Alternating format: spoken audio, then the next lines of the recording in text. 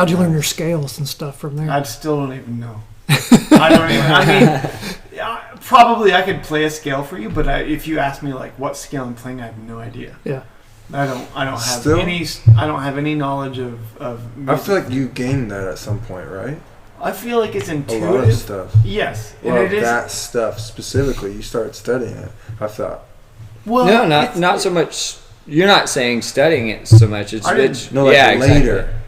Not later, really. No, just intuitively picking up on, like, if I know that this person is playing in this scale, then I kind of know what to do. What notes to hit and what not. Yeah. So, like, if you're playing a solo, you're pretty much literally going by ear?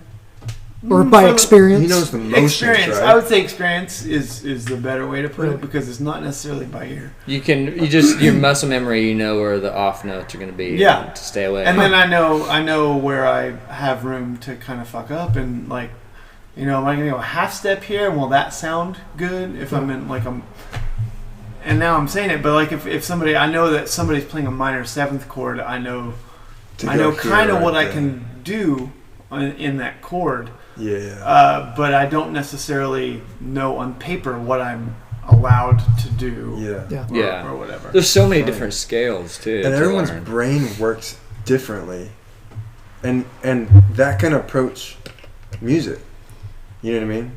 Like I say stuff like that to my dad. He plays violin, and I'll be like, "What key are you in?"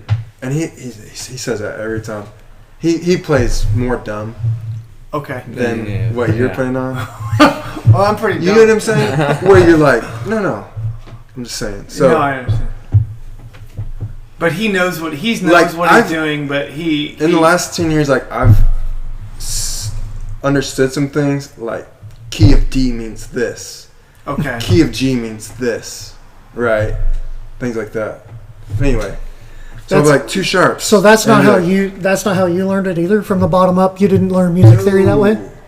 I just like that, just like you. But that's not how I learned it. Oh really? Yeah. Okay. No. I started out Jacob's a little bit like that. I'm more on this side then, where it's like, okay, this sounds cool. Oh, what's he playing?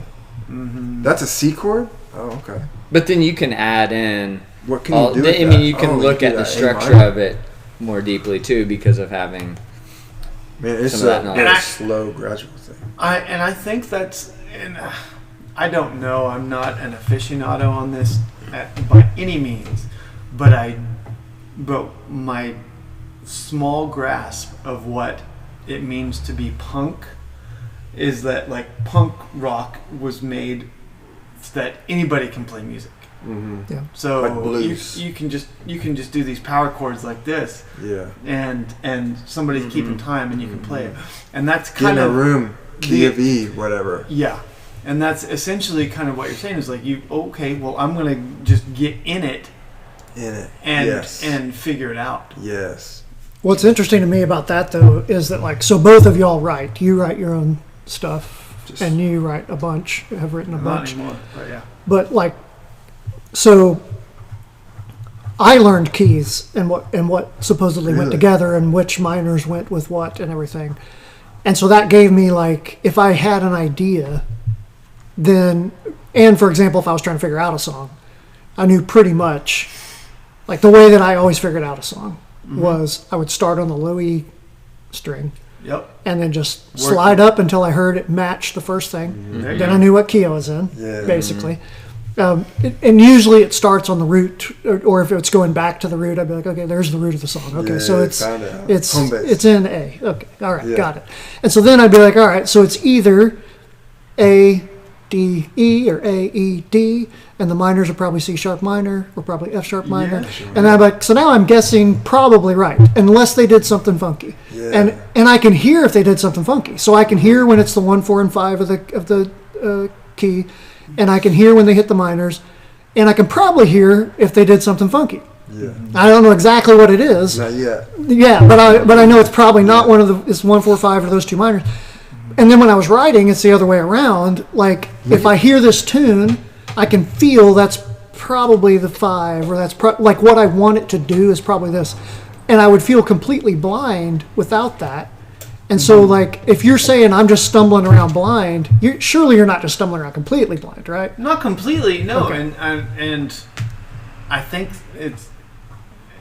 it's kind of cliche to say, but we're kind of saying the same thing. Okay. Is that you're getting into it, and you're learning your way around, and you're learning the basics, and then, like you're saying, like, to be brutally honest, when you say like the 1, 3, or 5 or whatever, I don't know what that means. I don't know what that means. I'm telling you right now, I don't know. I promise you. So when did you learn about the number system?